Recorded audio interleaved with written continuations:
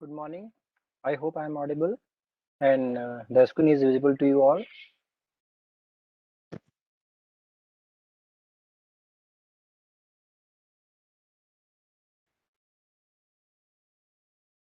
Thanks for your comment. Thank you.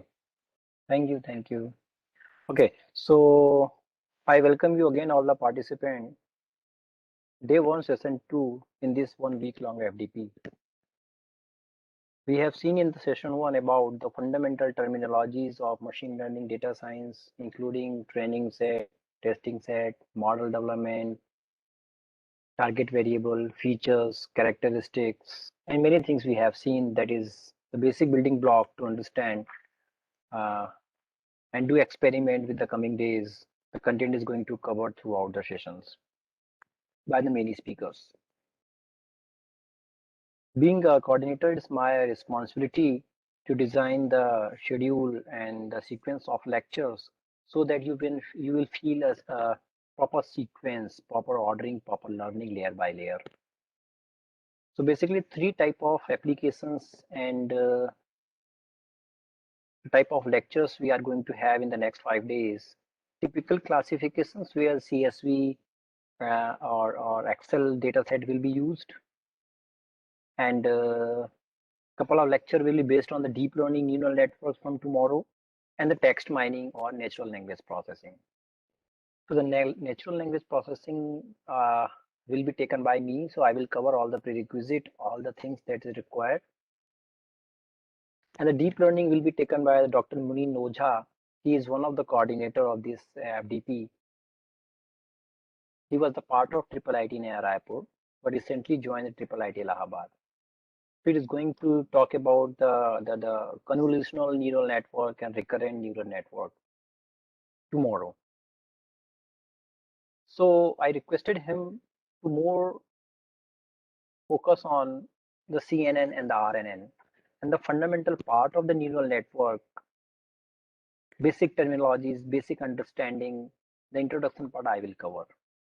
So that's why the second lecture here we are going to give the focus on the ANN, activation function, backpropagation, what is CNN, what is RNN, what are the weight, layers, activation function, threshold, neuron firing, all those going to be part of this session. So we are going to start it. So that was the background by which I have put this lecture as a day one, in the day one. Point of discussion is going to be what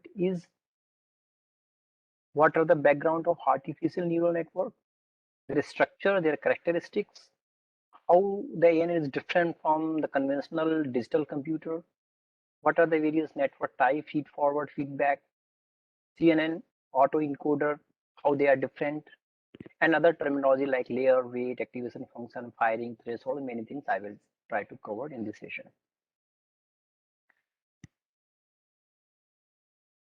It is very interesting. Uh,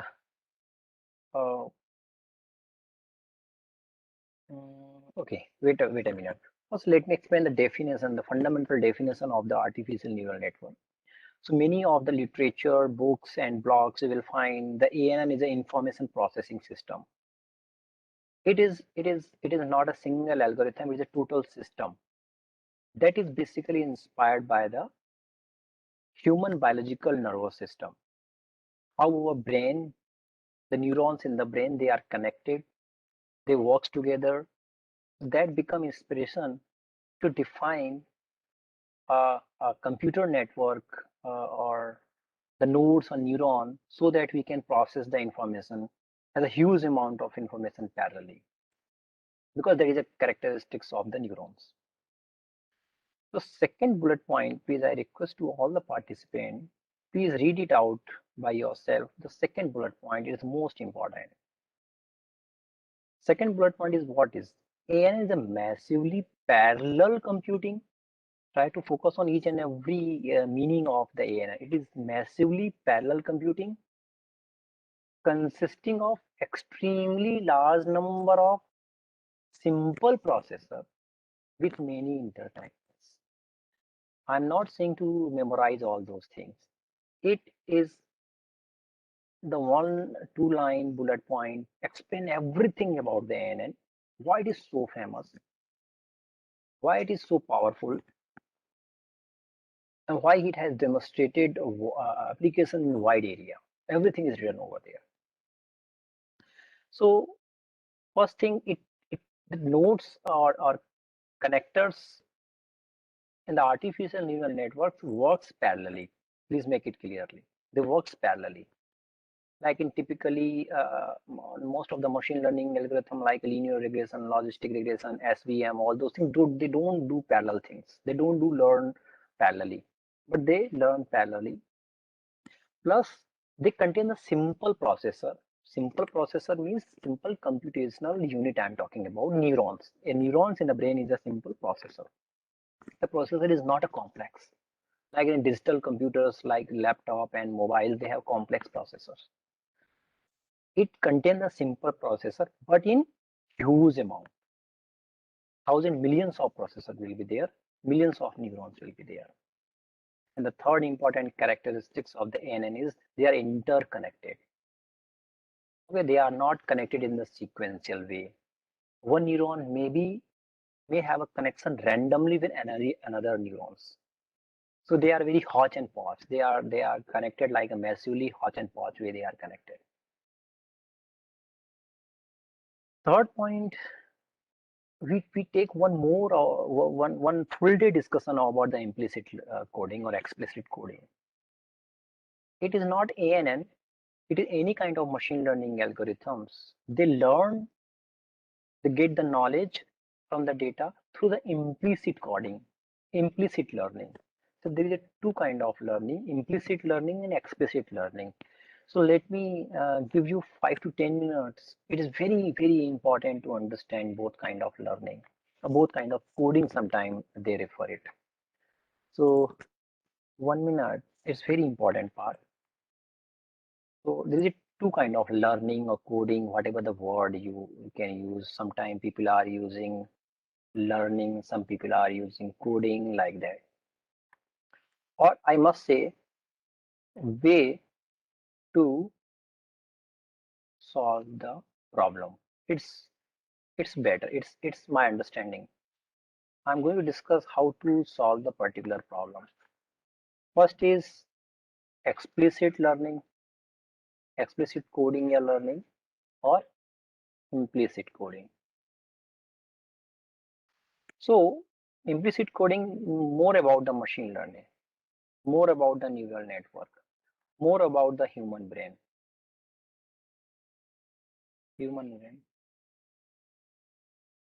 or more about the perceptual learning, more about the perceptual learning.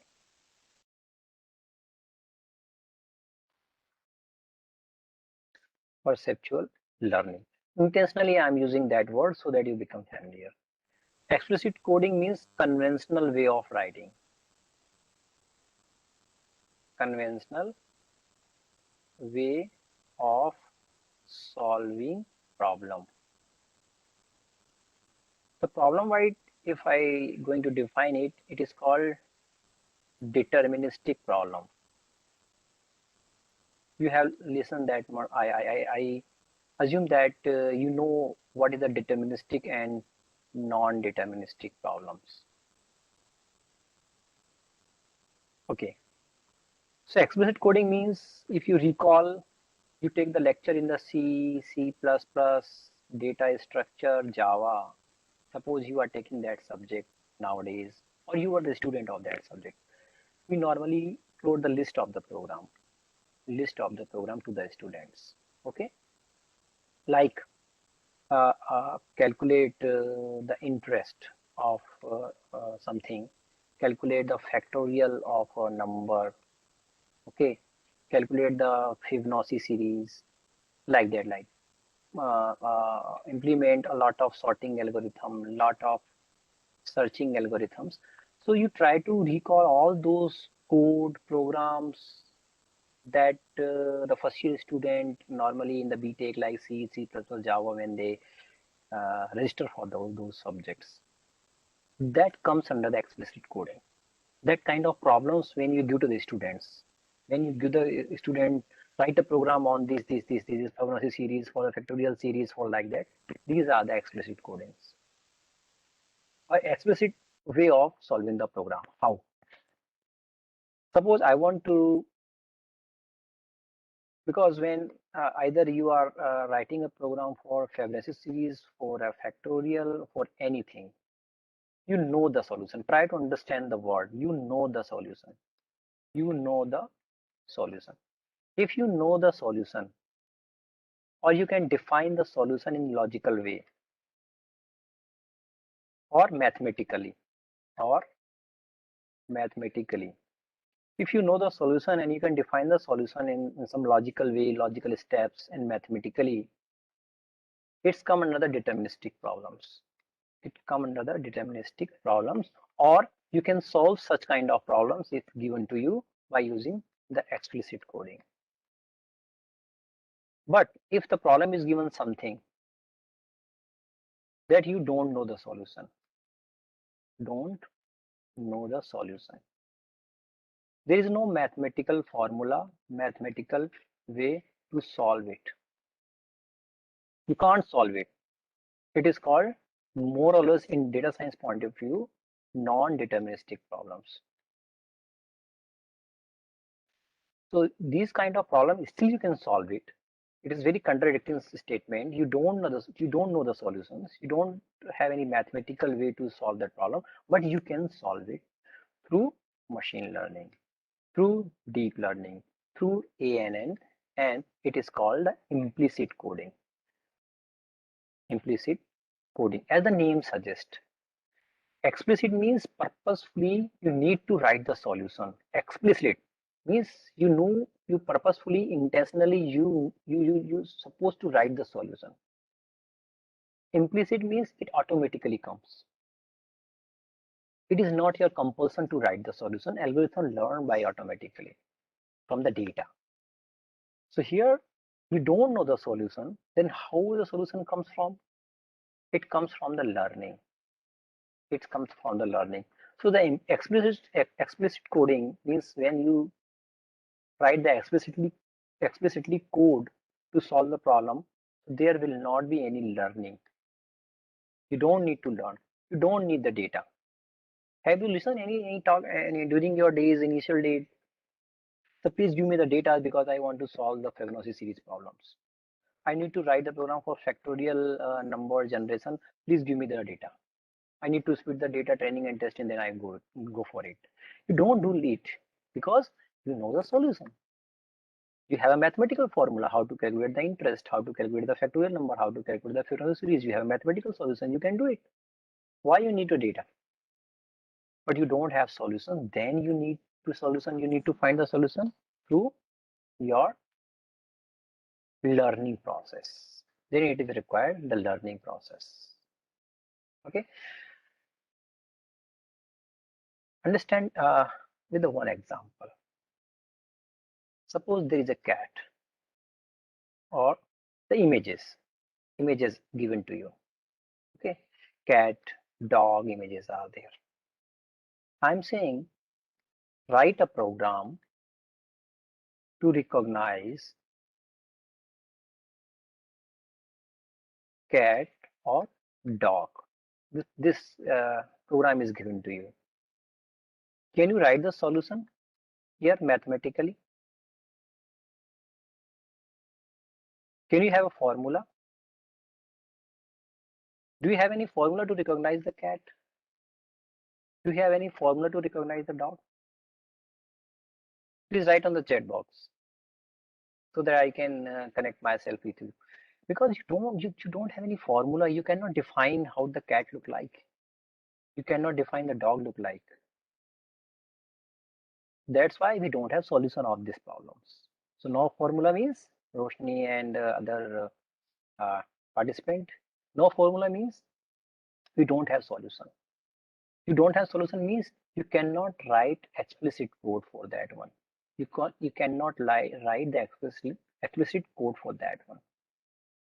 Okay.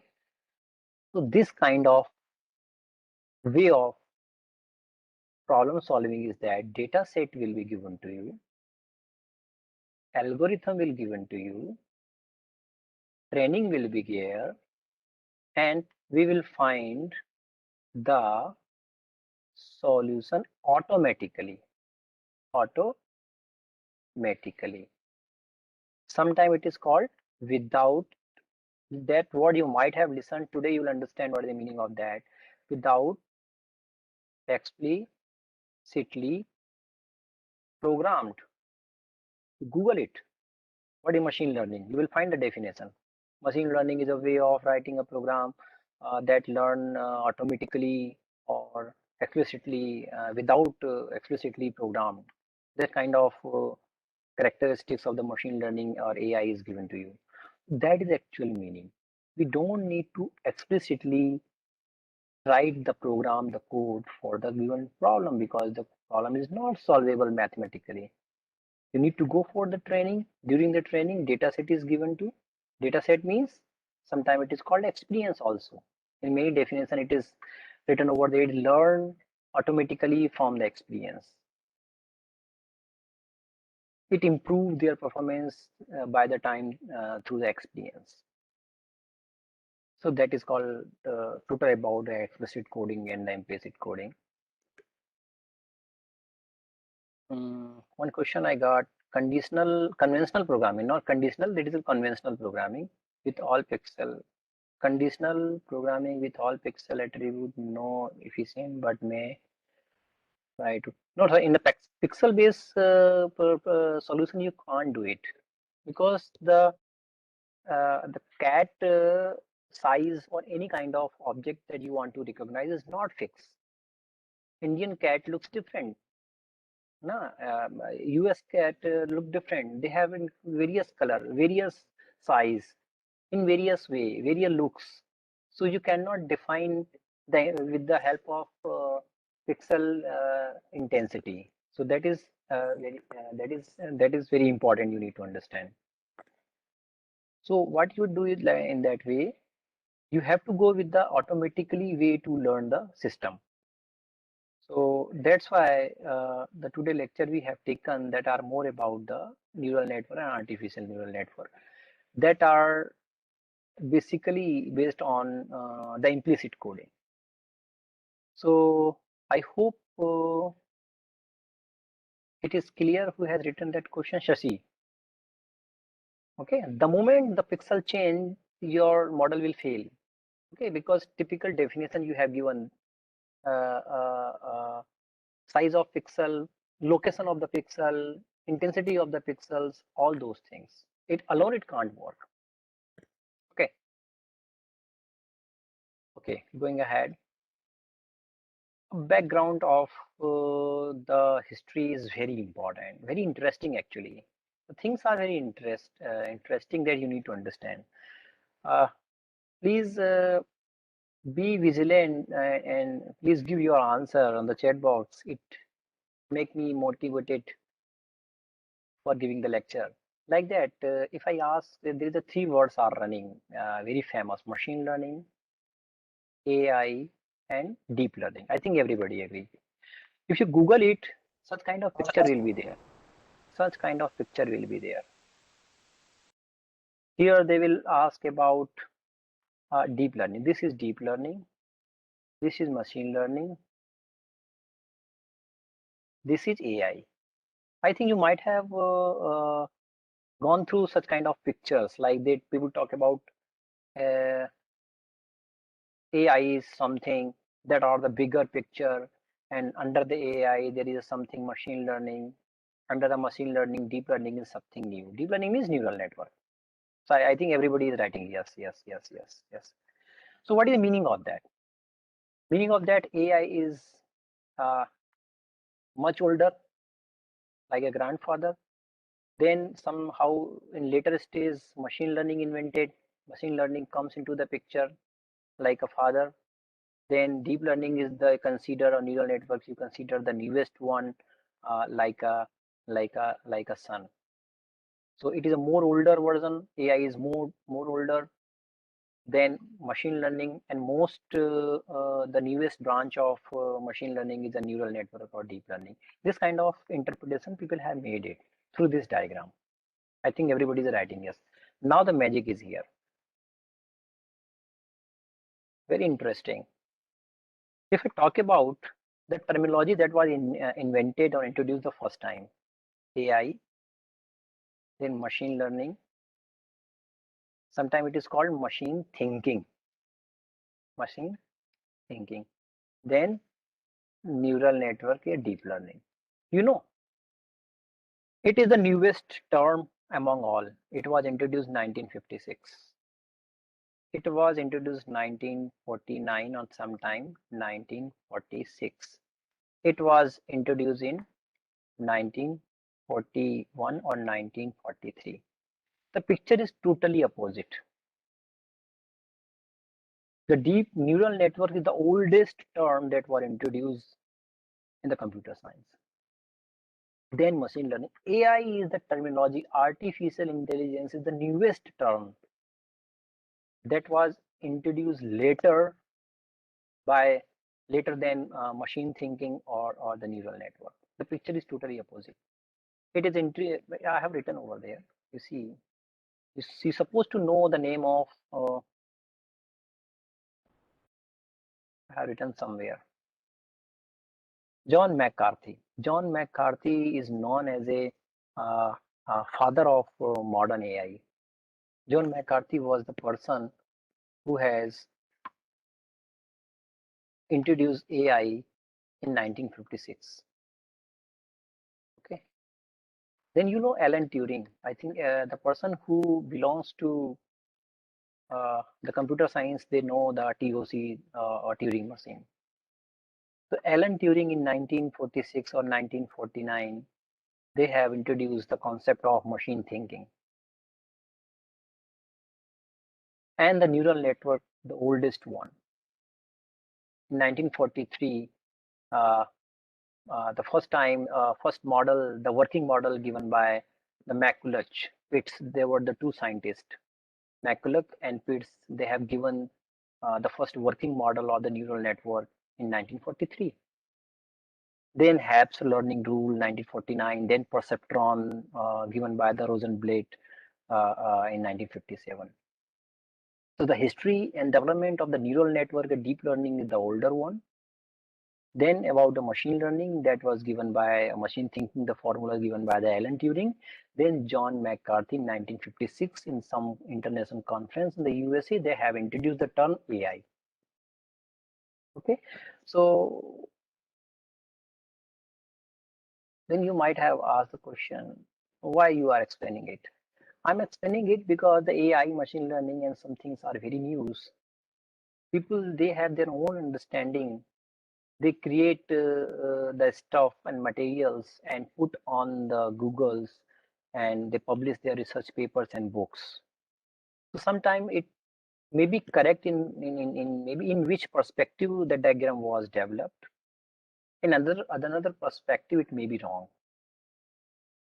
So it's your responsibility to absorb the content, history, development of the AI, machine learning, deep learning in the right perspective.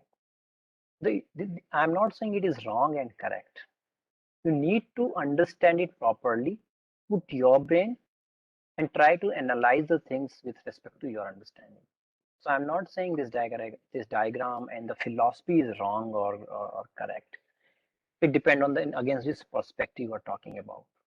So that was a small introduction I have given to make your interest in this field. Going ahead, since the neural network is the older one, a lot of parallel scientists and mathematicians were started to working in the neural network.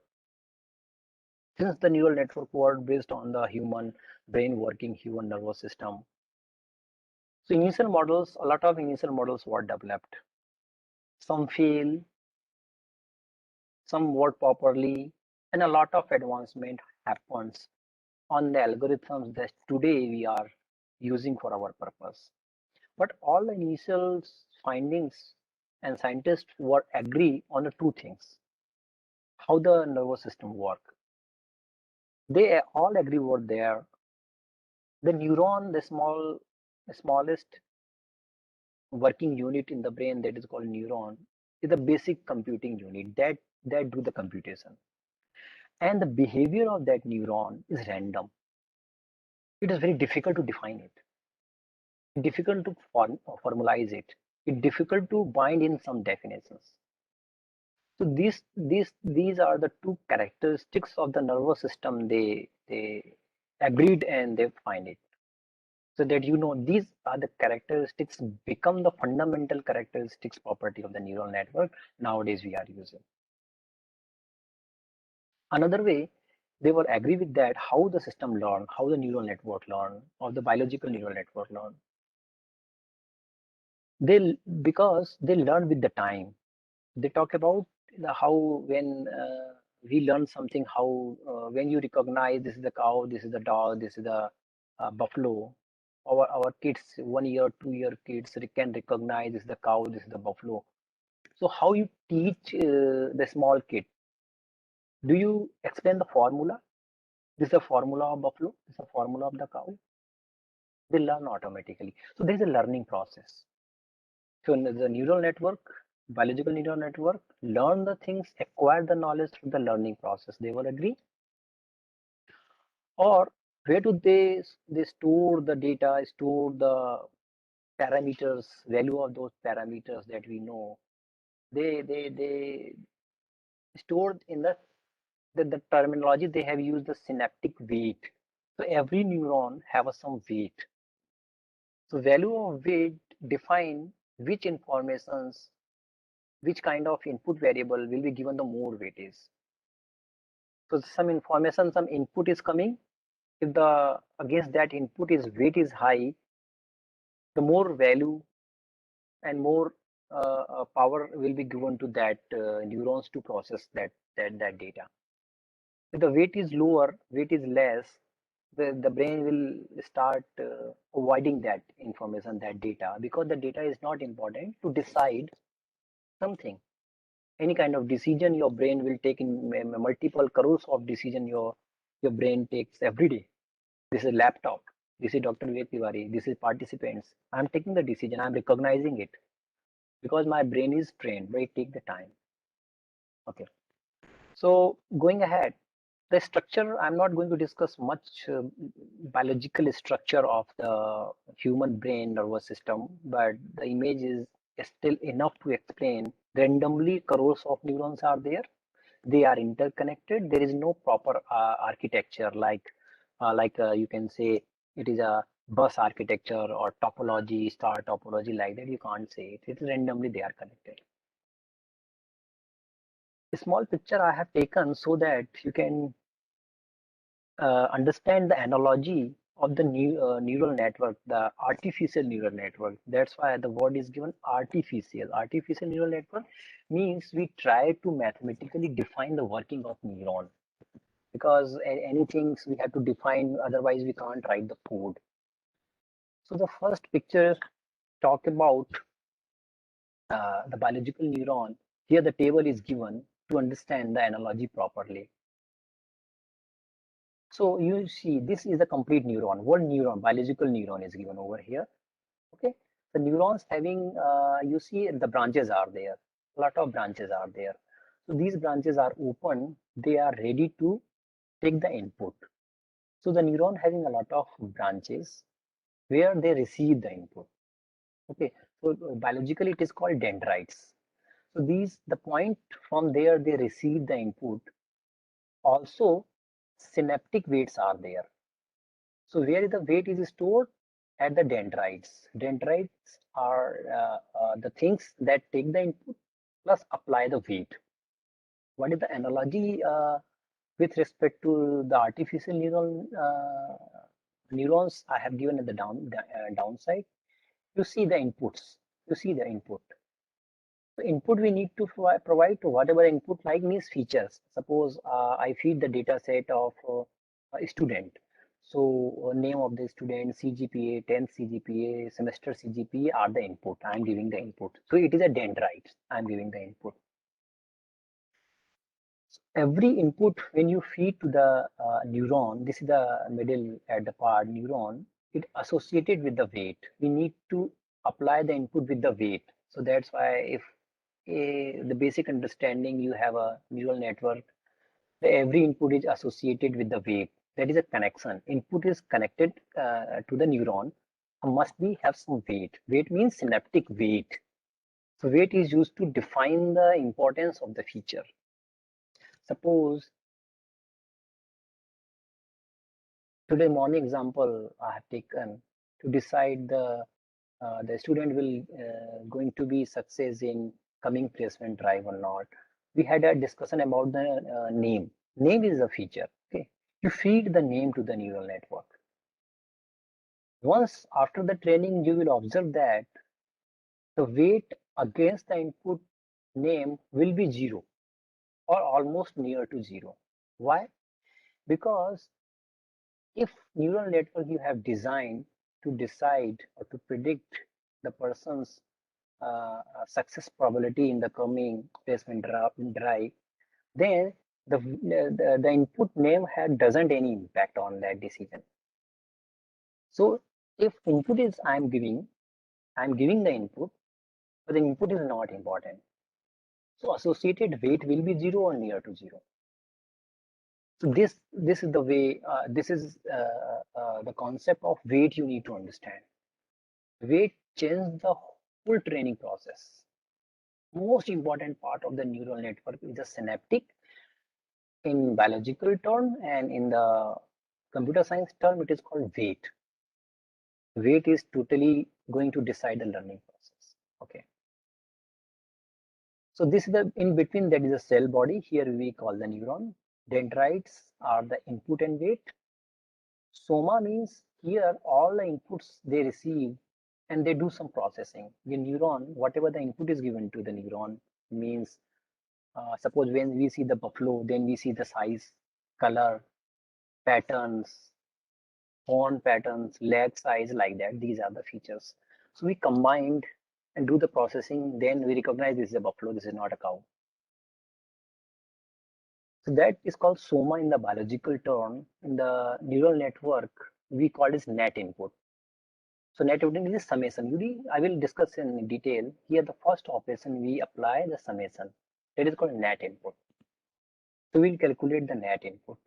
Then we feed that net input to any of the activation function. Next part is the activation function. So then the cell body or artificial neurons having a two part. We have to calculate the net input. Then we have to feed the net input to the activation function. What is the meaning of activation function? So you have listened the word like neuron is firing or not. In the biological term, we have crores of neurons. At a one time, some neuron get activated, some neuron still idle. And based on the different input, different situations, different data we are observing, different neurons fires, and some neurons don't fire. Neurons fire means they are taking some decisions. Collectively, they are taking some decisions. So when we listen something, and based on the voice pitch, we recognize this is my friend or not, different neuron works. Different neuron, group of neuron fire. In visually, when you recognize, different neuron works. When we think, when we plan, when we go in sudden emergency, some different part of brain works. So I need to convey here, all the neurons don't work together.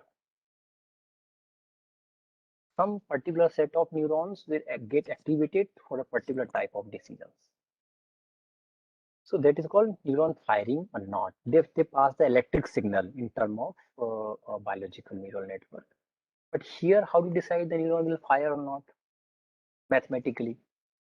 So here we use the activation function. So many people will very much confused why there is activation function in the neural network. Activation function is that some input we have received, we have to set that input to the activation function. Activation function will decide whether the neuron will be activated or not, whether the neuron will be live or not, whether the neuron will will give you some output to the next neuron or not, because it is an architecture. So some more neurons are connected to the existing or current neuron. So this neuron will push the output or current to the next neuron or not. So who will decide all those things? Activation function, based on many things, based on the input or many things. So that was the analogy between the biological neuron and the artificial neuron. I will not go into much detailed discussion about the characteristics, but you need to know about at least basic characteristics of the artificial neural network, or why artificial neural network demonstrated huge application, huge applicability in various kind of problems. That's why the benefit or advantages of the neural network, you can say. First, it works in parallelly. Neurons works in parallelly. They process the information in parallelly. They are distributed. They are not centralized system. So in the neuron, there is no subneuron, or there is no kind of master neurons. So some set of neurons are the master neuron. They work they give the order to the others. It is not like that. Power is distributed everywhere. A totally distributed system. It is not centralized system. There are a lot of benefit of distributed system. There are also a lot of benefit of the centralized system. But this system is adopted, our biological system adopted the distributed working. They are designed and connected in such a way they can learn the something, they can adopt the something. Generalizability ability means what? It's a lot of important word is given generalization. You might have listened the word, the model is underfitting or overfitting. Underfitting, overfitting is a big problem in the machine learning. We always a model that is more general. We always develop a model in a machine learning that is more general, not a more specific. What is the meaning of more general? More general means that you are able to identify variety of the buffalo. Suppose cow is there. Your model is very specific. A specific means it can recognize only if the cow is white color. It is specific definition. But cows in the different areas or different places have a different shape, minutely different colors, multiple colors. So your model should be general. Your model should be able to understand that if color is different, even it is a cow. Some horn, type of horn are different, it is still a cow. Size is different, maybe small cow, bigger cow, fatty cow, thin cow, it is a cow. So that is called generalizability. We are more general. We are not specific. If this specific things comes, I can recognize, otherwise fail. It is not too much sensitive, I must say. It should be a robust. It should be a fault tolerant. Last 2 points like redundancy and fault tolerance are so much related to each other, like our brain. Informations are redundant. We don't store the information in one place. The information are stored in multiple places. It makes the model more fault tolerant. What is the meaning of more fault tolerant? A lot of crores of neurons are there, they're working together. In some part of neuron, some area, if you remove it logically, they stop working it because of some accident happen and some part of the brain damage, and it doesn't means you forget everything. Still, your brain is able to recognize, understand, and able to work it. Okay, it creates a disturbance, but very minute disturbance. But if you have written your algorithms or code in the conventional programming like Java and R, we have seen in C++, you delete one line code. You change the variable type only, whole program will fail. It will not work at all because it is not fault tolerant. Any fault come into the program, any single error come into the program, your program will fail at all. Either it work, or will not work. But in the machine learning, data science, or neural network, it is not like that, especially in the neural network. Still, it will work because it is fault tolerant. Because of those kind of conditions, characteristics, benefits, AI and machine learning have demonstrated the wide applicability in the various areas. Going ahead, Uh, One comparison I have given, if it is really interesting, you can see over here. One comparison I have made over here between a digital computer that we are using. It is very, very fast in working, but even fail to recognize the cow and any kind of object. So how the biological nervous system or digital computer works and how they are different, you can just check it out through this table. Digital computer processors are very complex. In the biological, neuron processor means neuron. When talk about the processor means simple neuron. It is very simple. Digital computer designed for working in the high speed. Biological neuron work very slowly. In digital computers, processors are few, maybe 10, 20, 30. But in biological neuron, crores of processors are there, crores of neurons are there. Here in typical computer system, the memory is centralized or the processing is centralized. Processor is only 2 or 3 processor will control every operations. But in the biological neuron, memory is distributed. Each and every neurons have their own memory in terms of synaptic weight. The memory fail, still it able to work. It work in the distributed manner parallelly. But in a digital computer, most of the time, majority of the still we claim that algorithm is parallel algorithms we are designing today, but still in majority of the part they work sequentially. We are able to achieve only 1 or 2% parallel processing nowadays compared to the biological way of working. The typical system that conventional or digital computers are capable of working on the numbers, on symbols, but they fail in perceptual problems like automatically they learn something. They fail to recognize the objects. We have to design a different system. Conventional digital systems are not reliable because they are not fault tolerant. Small changes in the system cause whole full complete failure. And biological neurons are not designed in such a way. They are robust and fault tolerant. Very less constraints are there. Rules and regulations are there, very less. In biological neural system, there is no rules and regulations.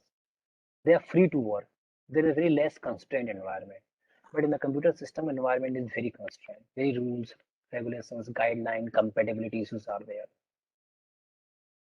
So I hope this table might be useful to understand the overall picture, a theme of the neural network or deep learning, you must say.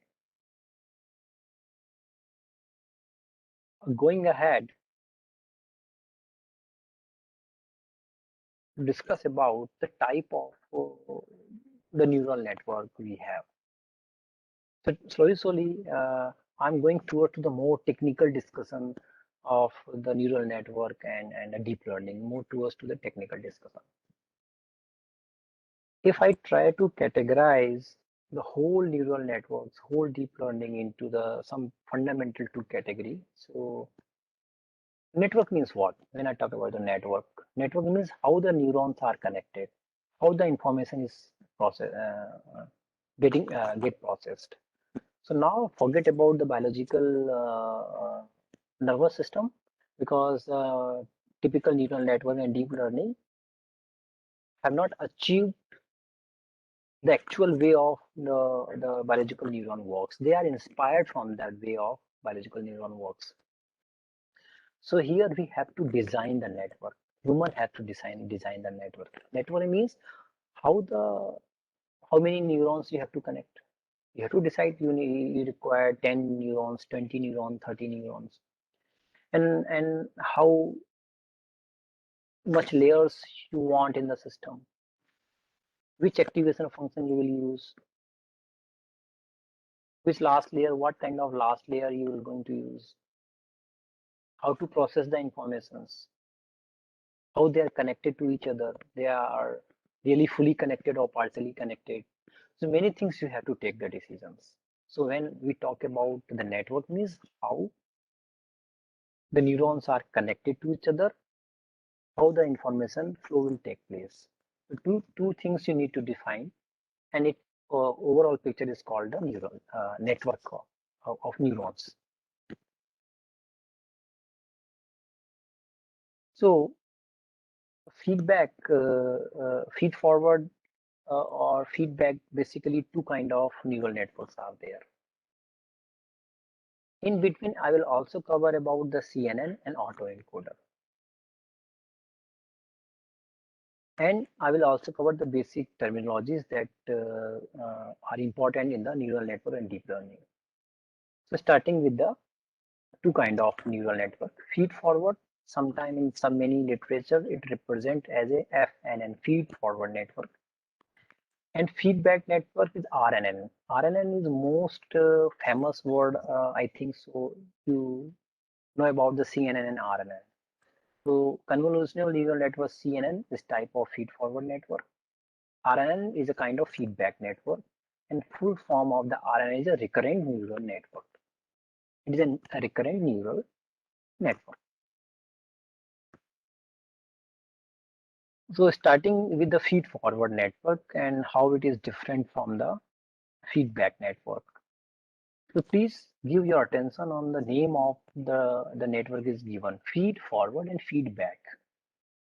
So there's a two word, forward and back. So we are discussing about the feed forward network. As the name suggests, it always go forward side. It don't come back. There is no feedback.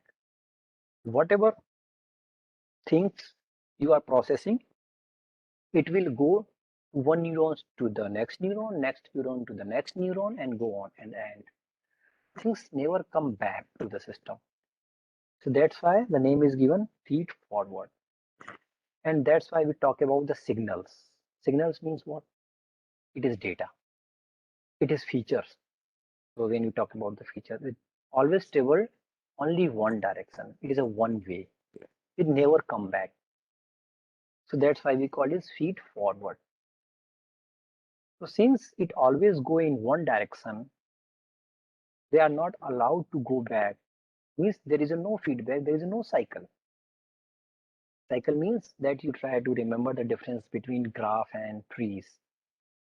Graph have cycles, tree don't have cycles. So if you try to consider the tree from bottom, top to bottom, they are the feed forward.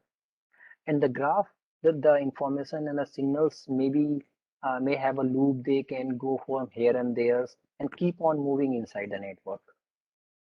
So it is not a graph. Feed forward network is a kind of tree where the information go in one direction. There is no cyclic information. There is no loop over there. Okay. So the information flow always in the straight direction that we have covered. It does not have the memory. Many people are very much confused about the memory because the recurrent neural network have the memory, long-term memory, short-term memory. LSTM, you might have listened the name LSTM, long short-term memory model, like that. Many things are there. So any kind of feed-forward network, they don't have memory. I will cover it. Let me explain the next point. When a typical kind of predictive data analytics, like a regression and the classification, any kind of pattern recognition kind of problem is given to you, normally feed-forward network used, like cat recognition, face recognition, salary prediction, whether the person is going to success or not, heart stroke, possibility of the heart stroke, like that. They all are the pattern recognitions. And the extremely used neural network type is the feed-forward neural network. And it does not have memory means what? Memory means don't relate yourself with the chip. Some chip will be there. Like in the recurrent network, we talk about the memory will be there. Memory means not a chip. They are not talking about the chip that is going to store something. Memory means they can't recall what happened just previous step because there is no recycle. There is no loop. There is no cycle. So memory is related to the capability of resending, revisiting the previous state. What was the previous state? Once I pass, I can't go back.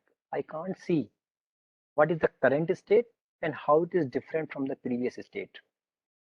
So I can't see the previous state. So I can't compare what happened. So we can't check it out how I progressed from the previous state to the current state. I can't measure it. So when I can't measure it, I cannot look it. It called we don't have memory in the feed forward network. Memory meaning is that only. Once you have a capability to go back to see what happened. If you have a cycle, if you have a loop, then you can compare how you are changing the state. Then you learn how to change the state like a time series analysis, like a COVID. A feed forward network you should not use for the COVID percent predictions or a stock market analysis. If I cannot use, because today cases of COVID positive is depend on what? The yesterday conditions, yesterday cases. It is not alone.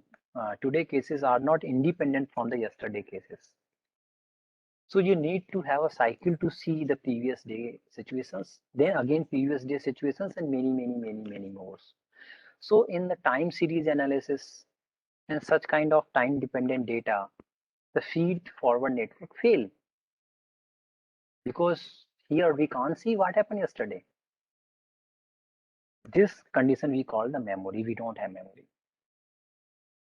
But when we recognize the cat, do you need to see what happened yesterday? When I have given to say the recognize whether the dog, cat and dog, and many pattern recognition objects are there. Do you need to see what happened yesterday? You don't. You directly whatever the input is given to you, that is independent to take the decisions. But in the time series analysis, where the feedback is required, you can't take the decision seeing the alone the data. So that is a basic difference, and you need to understand what is the meaning of memory.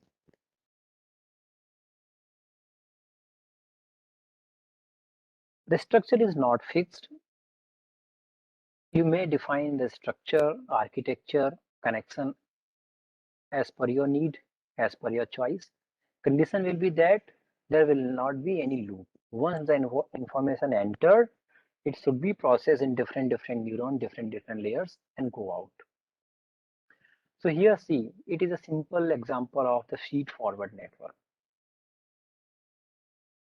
This is the input layer. Input layer means a layer that are responsible for taking the input, maybe age, salary, gender are the input. Feed to the next layer. This one input may be sent to the multiple neurons, or maybe this connection maybe have a. It is fully connected network actually. It is not compulsory. You may have a partially connected network. Means this neuron, input neuron, is connected to all the next layer neurons. The second input neuron is connected to all the next layer neuron. That is a fully connected network. It is not necessarily. You may have different, but once it process, the information should not go back. It is called feed forward network. CNN is a feed forward network. CNN is so famous, that's why I have included as the example. What CNN does, you see, suppose the data set is given to you. Now you can understand x1, x2, x3 are the input data, y is the output data. Means this is target vector, target variable, these are the input vector. Based on the x1, x2, x3, I want to predict the value of y. So how it possible? You see, because you have a three input variable to try to understand. As an input layer, suppose this is the input layer. Input layer will have how many number of neurons? You will decide it by seeing the number of input variable you have. If you have a three input variable, then you will have the three neurons as an input layer. In the next layer, how many neurons will be there? There is no formula. There is a guidelines, but I am not going to discuss. But typically there is no formula. In the next layer, you may have a three neurons. In the next layer, you may have a two neurons. In the next layer, you may have a single neurons. Okay. Once you have an input like x1, x2, x3, you need to process through layer by layer. You may have a multiple layer, but last layer should be output layer. Last layer should have a single neuron that will decide the value of y. Okay. like x1, x2, x3 are some property of the person and y is the salary of a person. So y will predict, you will feed the x1, x2, y will predict the salary of particular person. Agree? So this is typical CNN how it does works. CNN is a type of feed forward network. Chat box. Okay, I'm not observing the chat box. Let me open it. Okay, so there is no question, no issue. So CNN is a feed forward network.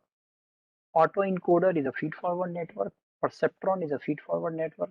Adaline Metaline is a feed forward network. Among them, let me create a confusion. CNN is a supervised learning. Perceptron is a supervised learning. Metaline is a supervised learning. Auto encoder is unsupervised. So never connect, because I have observed many of the participants, new users, new person in the field, connect feed forward networks used for only for supervised learning. Totally wrong assumptions. Feed forward network is not related at all either with the supervised and unsupervised kind of problems. Feed forward network may be supervised learning or may be unsupervised, that I have seen over here. CNN and others are the supervised learning algorithm. Autoencoder is a kind of feed-forward network, but is worked for unsupervised learning. I will discuss a bit about the autoencoder because it is so famous nowadays. GAN, G-A-N, GAN. I hope many of you have listened that word GAN. Okay. Now let's have a discussion about the feedback. Since we have covered the feed-forward network, I don't feel any problem to explain the feedback network. So feedback network having the feedbacks in between. There is a cycle in between. There is a loop in between. You can check the state of how the state is changing and which parameter is responsible to change the state. All those things is possible because of the feedback property of the network, and that's why this property make the network useful in sequential information analysis, in time dependent time series analysis. Okay, so like a stock market prediction you want to make, COVID kind of predictions, where the time is important, where the time sequence is important. You should use the feedback network or recurring neural network.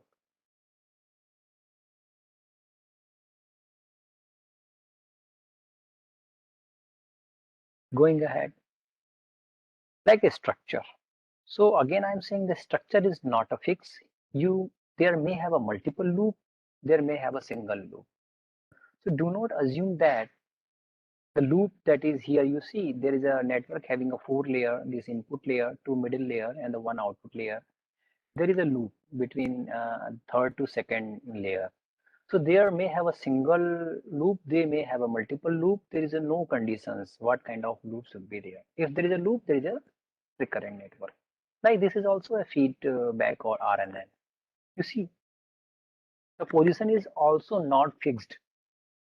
Any neuron randomly may send back the information to the another neuron. So these are the type of recurrent neural network or feedback neural network. Purposefully, couple of figures I have included so that many times the newcomers create the wrong assumptions. Feedback should be like that, loops should be like that, a lot of loops should be there, loops should be in between only middle layers like that. A lot of wrong assumptions they create. Okay, so I hope it is clear to everybody. Going ahead, similarly, feed forward network, there are four so famous recurrent networks are there, like a whole field network. At least you have listened this name, I damn sure. SOM, Cohen self-organizing map. LSTM, LVQ, many things are there. These are the networks, famous networks. There are many more. There are famous model, you can say, algorithm, you say, must say, that works in the feedback fashion and comes under the feedback neural network.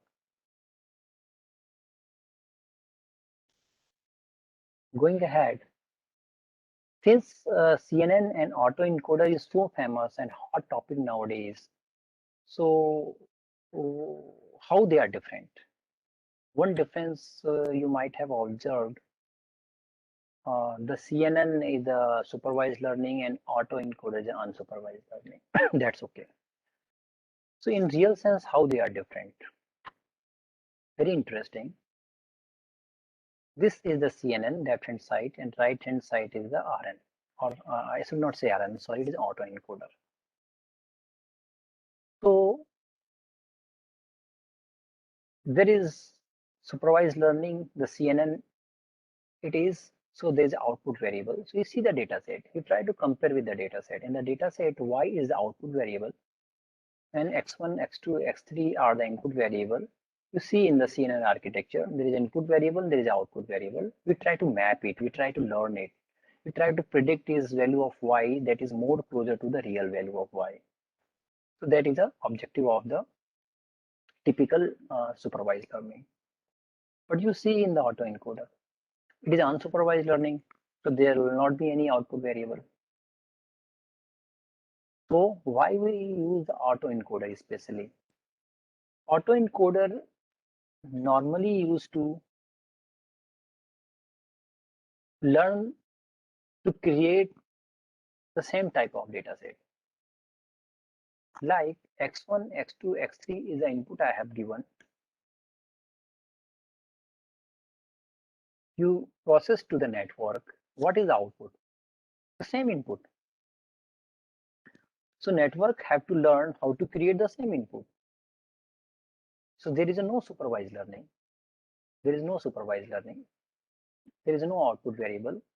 So the autoencoder learn how to create the copy, similar copy, not exact copy, similar copy, how to create the similar copy. Many other participants might have confused why we use it. Okay, I'm asking a simple question. What is the use of such kind of applications where the model are designed to create the similar copies, whatever the input is given to them? What is use of such kind of models? Do you have any idea? Any of you have any idea? Simple question. No idea. Okay, no issue. Next question that is related to this one. What is the augmentation? We need to augment the image. Have you listened that word? We need to rotate the image. We need to contrast the image so that we can increase the data set. Yeah. Dr. Selen has written when we try to generate the more data. Means in the deep learning, what happened? Data set is important. We require a huge amount of the data. Sometimes we don't have huge amount of data, so we try to augment the data. Means image is given, the more images we create from the given image. Direct copy is not a good solution. So what we did, we tried to make the small changes in the images. Suppose one image I have taken like a cat image, we change the contrast, we change the pixel intensity, we rotate it, we scale up, we scale down, like all those things is so famous in the machine learning. When you increase the data set, we need to apply the image augmentations. The given image, as from the single image, you can create a 10 or 20 more images so that you can make more data set, more bigger data set, because deep learning required a lot of images to get trained. So with will it be efficient to do on the text data? We can generate the sequence, we cannot generate the independent text data. So text data will be a little bit different, because text data means what? It's a story. Like my resume is the text data, story is the text data. So one sentence, each and every meaning, each and every word in the sentence are related with its previous situations, previous conditions. So direct gain you cannot be used over there. So that is a little bit different. Text data is a little bit different. Rohit ji, got it?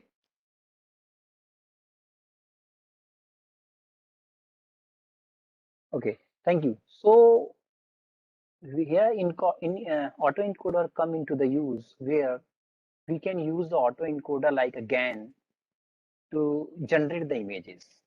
Why? Because whatever the image you will feed, the same image or similar image it will create. Okay, so that's why the autoencoder is very famous, very useful nowadays, and have demonstrated a lot of applications in various areas. And if you are looking really your research uh, or a field are related to the deep learning, you must explore the autoencoder. Let's have a look how it works. In the autoencoder, having a two parts, encoder and decoder, whatever the image you need to provide, it go to the encoder. So what it does, it try to encode the image. It will try to transform the image. It will try to represent the image in the different form. Once you have converted your image in a different form, that you can use as an input to the decoder. So decoder will try to understand that features that the presentations, that is small size presentations, and try to reconstruct the original image. And the original image will be different from this image because it is not direct copy. So that is the working of the autoencoder. Another benefit is that you can use this as a feature engineering. So like the first lecture we have talked about that some features are not important, some features are important. How do I know that? So one of the solution is that whatever the data is given to you, it is a responsibility of the autoencoder to find out a discriminative feature of the image and represent in the different form. So ultimately it is going to reduce the total number of pixel, total number of image, the total image size is there. It is going to represent the image in the different form, it compressed form. So ultimately it is a kind of feature engineering. So now you can use that data that is in different form as an input to any kind of classification model. You don't give it to the decoder. You give this image, you can feed to the any classification model that will predict whether it is two, whether it is a dog, whether it is a cat, like that. So like that. So whatever the image is given to you, that is high dimensional image, huge in the size, encoder reduce it and represent in the different format that is more capable, that is more discriminative, but lesser in the size. So you can use that features. These are the features only as input to the any other model. It may be input to the decoder. It may be input to any kind of classification model, so that they can predict the images, cat, dog, and what. Okay. One question I got it. Training is important on the data. Will augmentation be efficient? Is the data acquisition compromise? Yeah, it is a, question of discussion, Shashi. But you take the condition. You have limited images. You have only 100 images of any of the medical images related to the 100 disease images, particular disease having 100 images. So through the 100 images, you can't learn.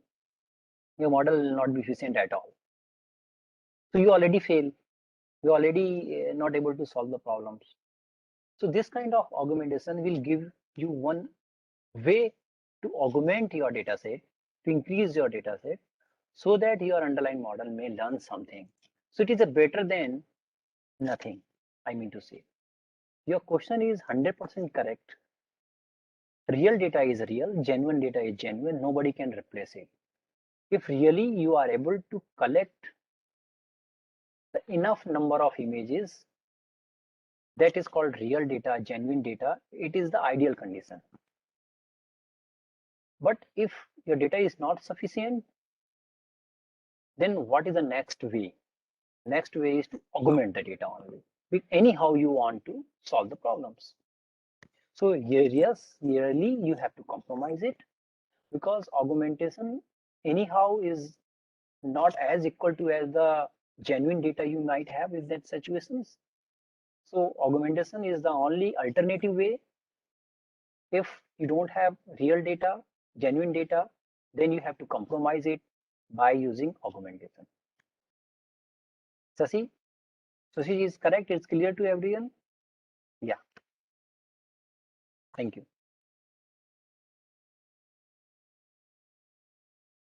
So now, remaining time, I'm going to discuss about some basic terminologies, some basic important part of the neural network, uh, like layers, like neurons, like weight, activation functions, and other things I'm going to cover.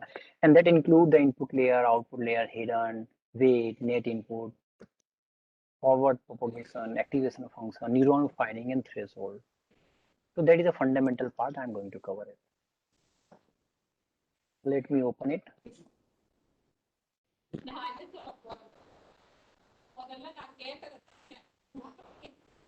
Rohini ji, please mute yourself.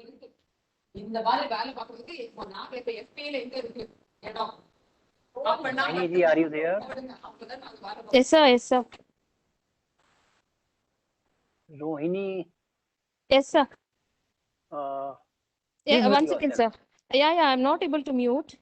Okay, I'm going to mute over here. Ah. No, again, it is not. I think now it's working. Okay, thank you.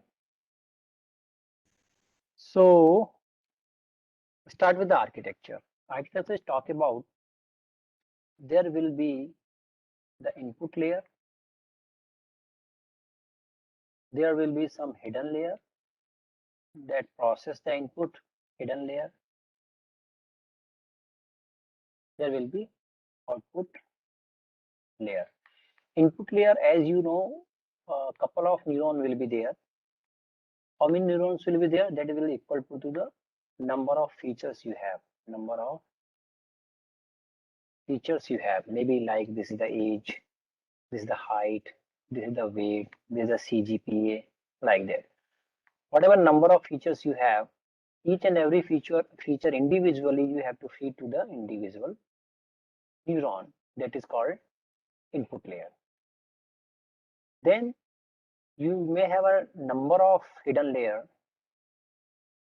Again, may have a long discussion how many hidden layer will be there. So I'm not going to discuss that part today. So you may have a 1, 2, 3 n number of hidden layer. Each and every hidden layer may have a different number of neurons. There is no rules that all the hidden layers must have a same number of neurons. And you have a output layer. And you may have a fully connected network like that, or you may have a partially connected network. So these are the terminologies. So it is an input layer having some set of neuron. You have a set of hidden layer. You have a multiple hidden layer. Each and every hidden layer may have a different number of neurons. And then at the last, you have output layer. It will give you the output, whatever you are looking. Now discuss about the weight. That is the most important. The weight. So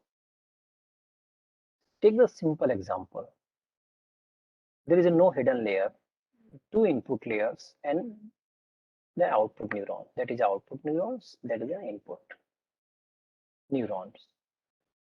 So it is called connection. When any neuron is connected to the next neuron, this is called connection. This is called connection.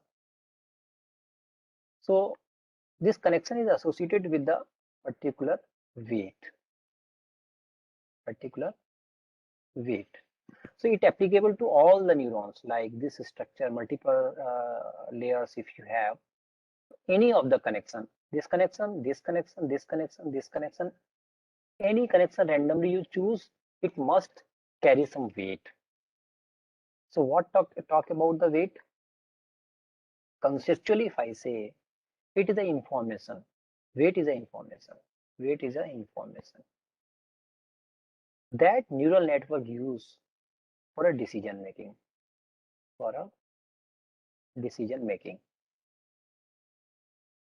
And weight is the information that also talk about the importance of the feature.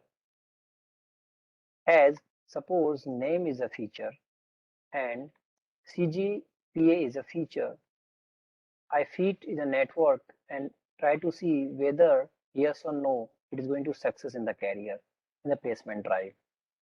So once the training is over, you will observe that the CGPA is the more discriminative feature to take this decision. So its weightage will be high, the weight will be high, and it will be low or almost zero. So this is the information that also talk about the given input is important or not. Okay. Now the question is that during the training, either you have a two option, you have a three option of initialization. You have to initialize the weight. So what happens? Suppose it is W1, it is W2. Similarly, you will have a M number of weight.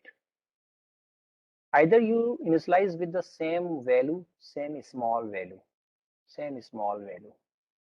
and sometime you may slice with a 0 or 0.001 like that. All either, I mean to say here W1 equal to W2 dot dot Wn, maybe 0 or maybe any number you will think about. Or you may have a random initialization. You may have the random initialization means W1 may have 0.01, W2 may have 0.02 like that. That initialization must be from with the small value. It is not desirable to give the bigger value as a weight. There is a reason I will discuss sometime. You may have a fixed initialization, you may have a random initialization, or you may use any formula that will help us to decide the value of the weight. Three options are there. Okay. So what happened? Now I'm going to discuss about the net input. As we have seen, once you feed your data to the neuron having a two operations, summation and activation function you have to apply. It calculates the net input. What is the formula of the net input? Suppose this is the x1, this is the x2, this is the w1, this is w2. It is x1 multiplied with w1 plus x2 multiplied with w2. So that is the net input. The formula is fixed. You can generalize it. I is equal to 1 to n xi wi. This is the formula of net input. Okay. This net input you need to feed to the activation function. So before feeding that net input to the activation function, there is another input that is called bias. So in many networks you found it. I'm not going to discuss much about. This is x1, this is x2, this is w1, this is w2. There is always a bias. We call it bias. Bias is b0 or its value is always 1. So x1, x2 is variable, x1, x2 is a variable based on the input. Sometimes x1 is the CGPA, x2 is the weight of particular person, height. It is variable, but bias always be 1. Weight is similar rules just that you apply with the another weight. You may initialize with the 0, 0.1. It may be some random number, something. So all the rules that you apply with the initialization to the another weights, you can apply the same rule to initialize the weight of the bias. Sometimes it can represent with the B also. So many big book you will find the net input will be like that.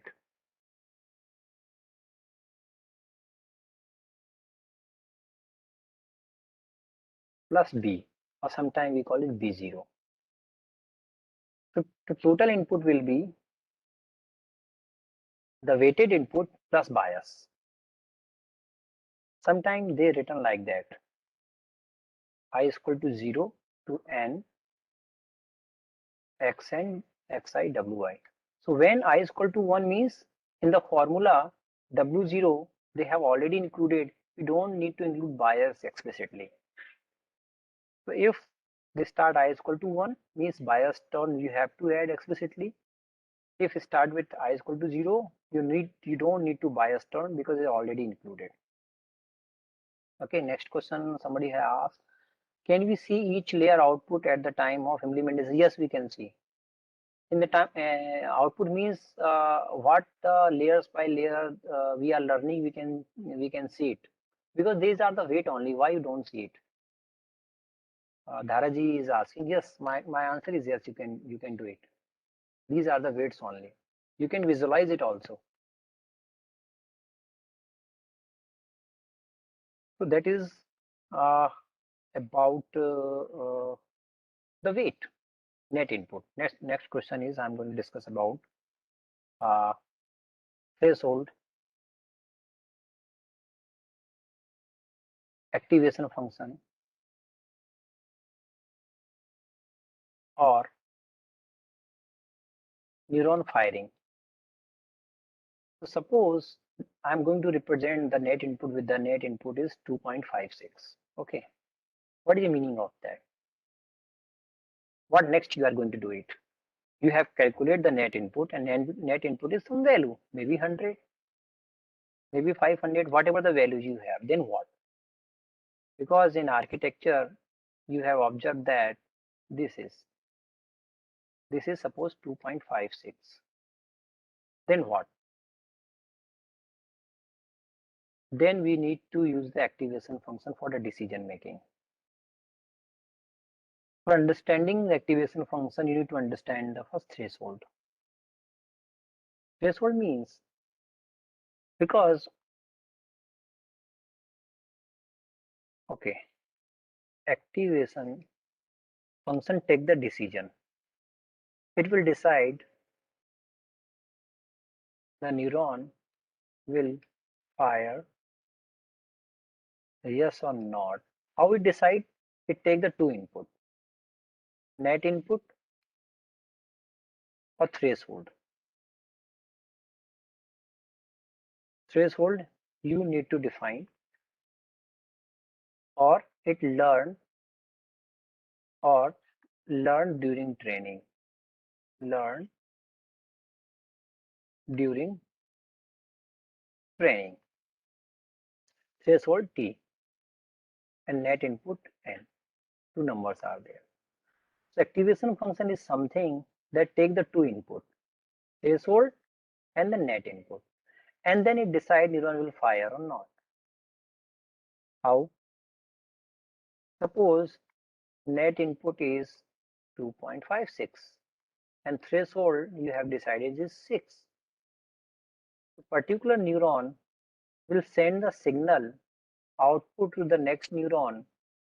It will depend on that. And suppose activation function means the formula you have written.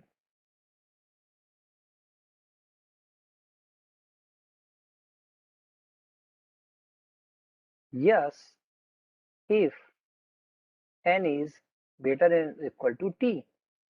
0 if n less than t. Suppose this activation function you have written. So what is the meaning of that? In this case, 2.56 is less than 6. So it will come over here. It will come over here. So 0 means not fire. Neuron will not fire. If net input will be 8, suppose, then 8 is greater than 6, neuron will fire. So this is the responsibility of the activation function to consider the net input and threshold and take the decision neuron will fire or not. Neuron will fire means it will feed this output to the next layer.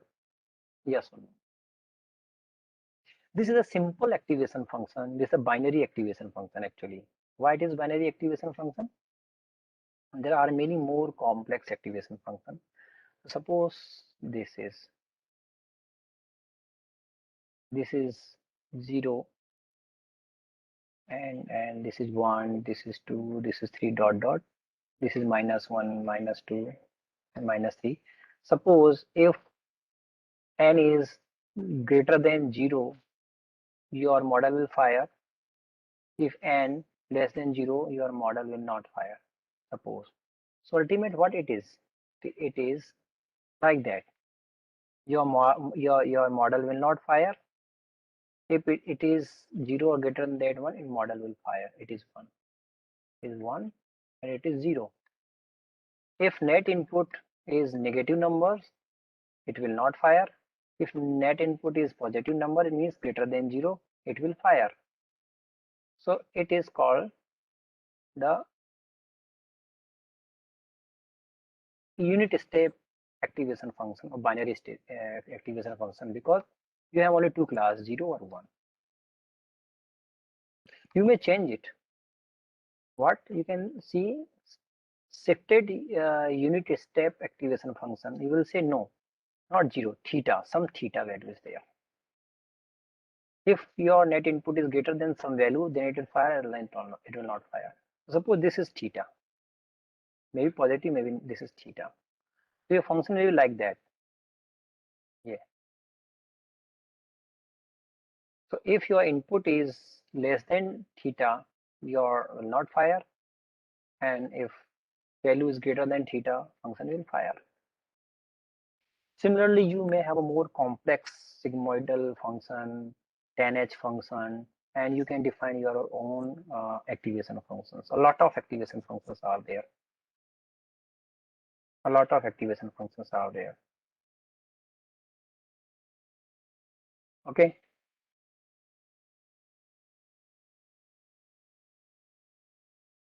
So yeah. So that is about the whole lecture we have covered about the biological neural network, artificial neural network. We have seen the history, how the terminology was developed. We have seen the comparison between digital computers and nervous system, how they work, basic characteristics of the neural network we have seen. Type of neural network like a feed-forward, feedback neural network, how they are different to each other, CNN, autoencoders working we have seen. And the last basic terminologies, their meaning, their importance we have covered. So that was all about the today lecture, the second lecture. So now the discussion forum is open. So you may ask your question, please.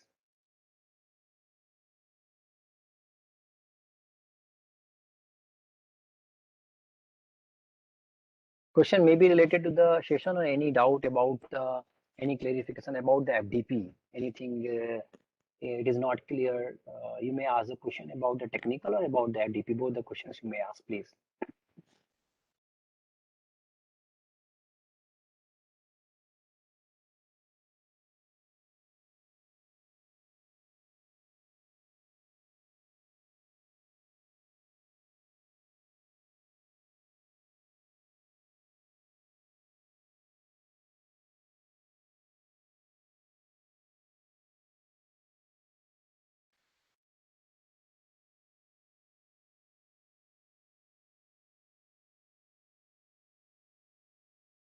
You take a 1 point skin.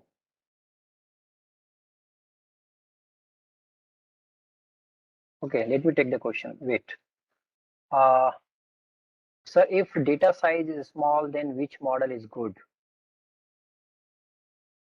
Very difficult to answer it. Rajuji, I can't answer it. Depend on type of data, image data, video data, semi-structured data, structured data. Machine learning is totally random. There is no straightforward answer. It totally try and error. So it is supervised learning, unsupervised learning. Which kind of problem you're talking about, Rajiv ji? So there is no answer actually. No, again, no answer. Which architecture you are using, how many layers will be there, how many neurons will be there, which activation function you are using, how you are initializing the weight. Again, a lot of questions I will ask. Rajiv ji. Answer is a hit and try. You create a different models, different neurons, different activation functions. Which setting will work for you will be good. Yeah, Roshni ji, I think you didn't see the schedule. Please, you see all the participants. Please see the schedule. continuous 5-day session. There is no gap in there. Like Sunday, Saturday, there is no gap. Image zooming and contrasting change the pixel. Yes, it will do. Abhishek ji, yes, it will change the pixel.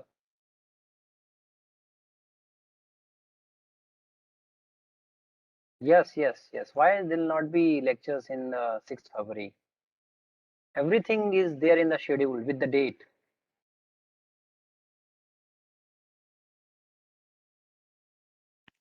With the date, there is a lecture, continuous lectures are there. Sir, good morning, sir. Good morning. Yeah, I'm Dr. Sujata calling from the ADI Institute of Engineering and Technology, sir. Yes, madam, please.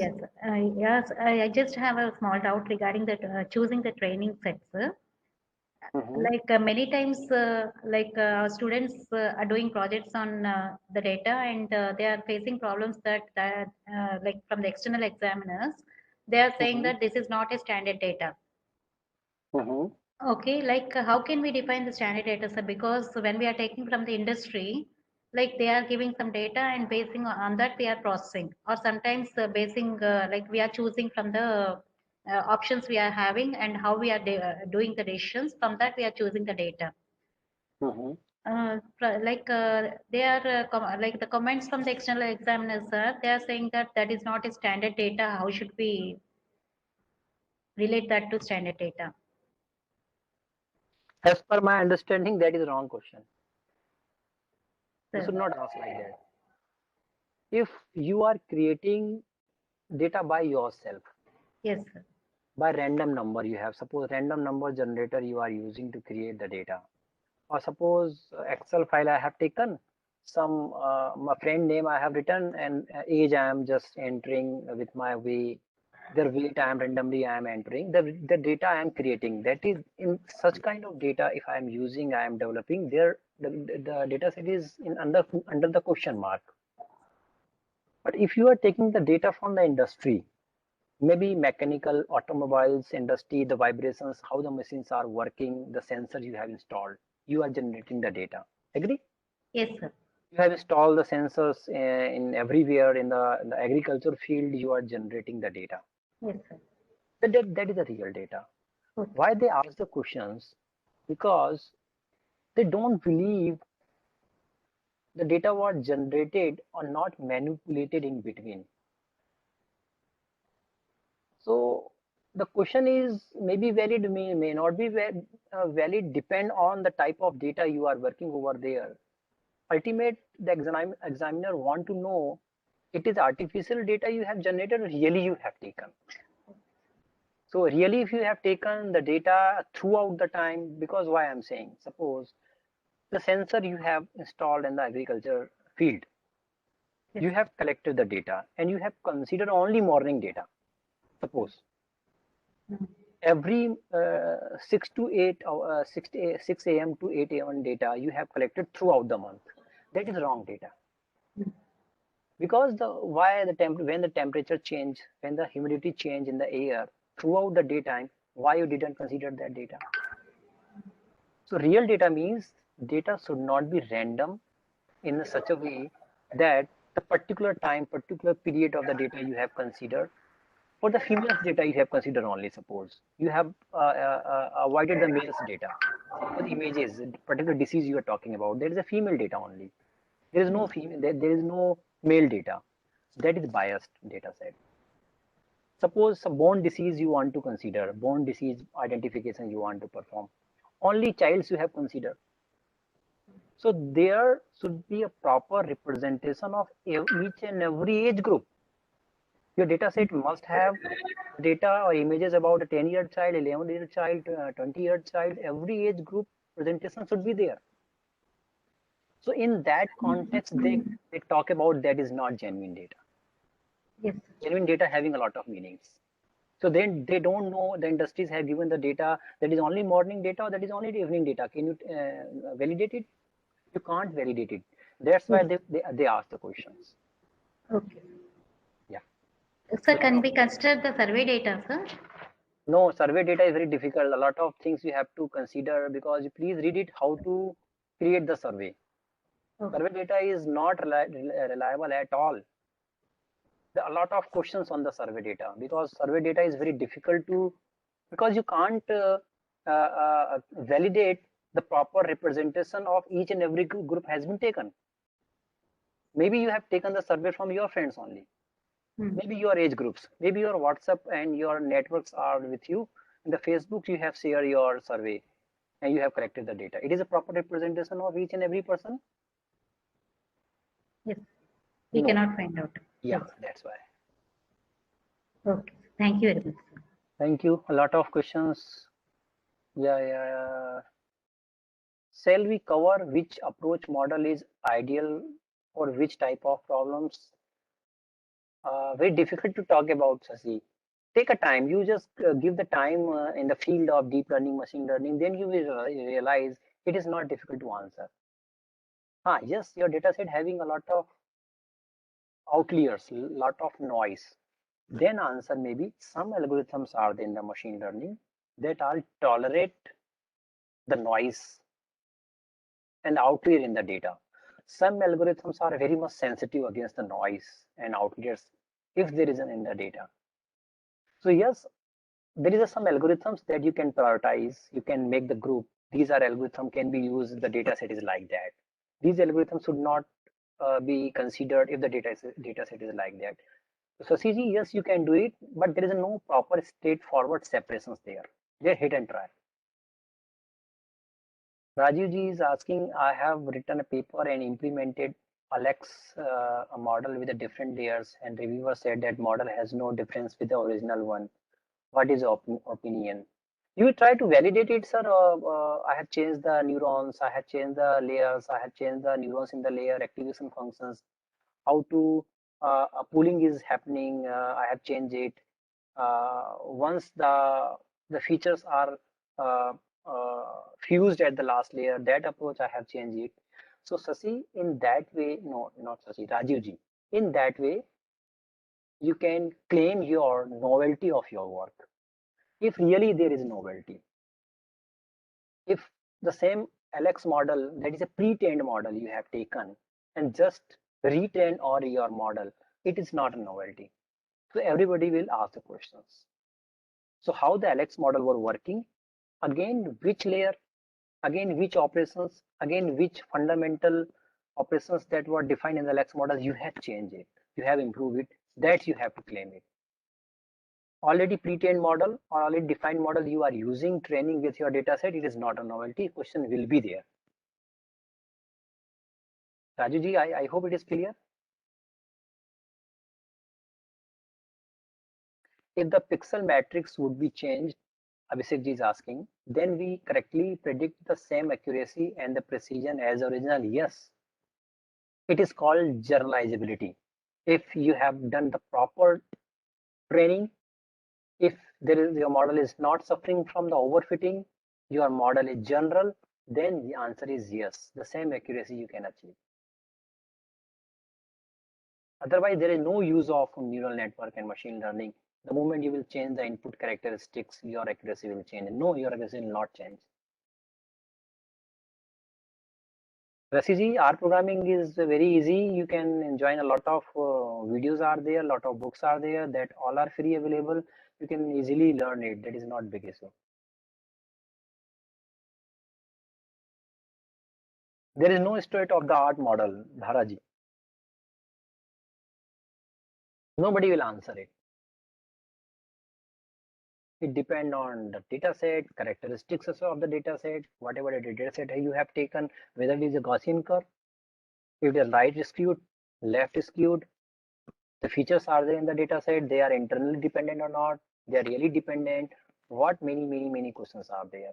So there is no correct answer. This is the fundamental or universally accepted machine learning model and it will work everywhere.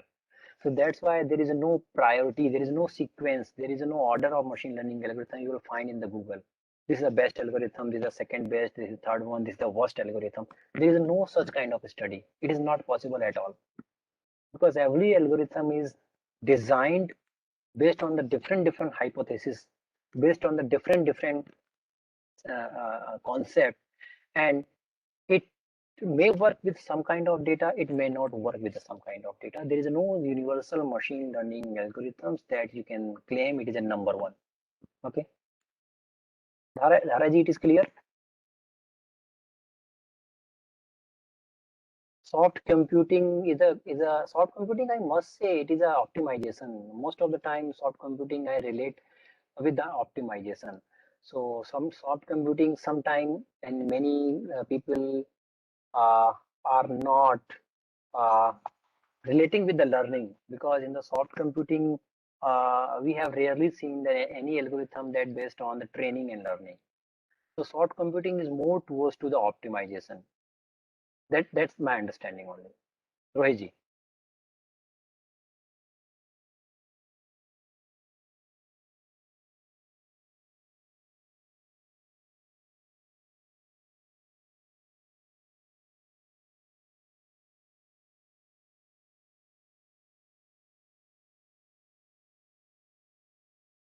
I will share attendance list link in the next session.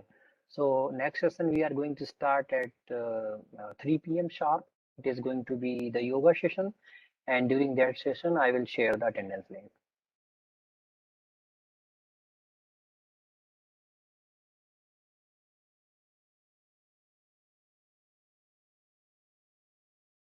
A lot of questions means really you are attending the FDP. That's really make me happy, and all the coordinators. They always like other participants, other experts when they come over here. Similarly, please ask a lot of questions, because I have seen when I invite the persons from the other institute, like I have invited lecture from the professor from the IITs also. So please ask a lot of questions, a lot of confusion. Don't worry about that question is silly or not, is relevant or not. Ask a lot of questions. It give a lot of image, good image to the experts, and they are more eager to answer you. They feel happy. It is a sense of happiness only, because if someone had given 2 hours for delivering the session, and at the last, if they face a lot of questions, means they feel that the hard work he or he has done, it really fruitful. So really, your questions, a lot of questions, a lot of discussion we have made. It's really very nice and good signals, and I'm damn sure I have found attracted good quality numbers of participants. Participants may be huge, but quality participants are really hard to find.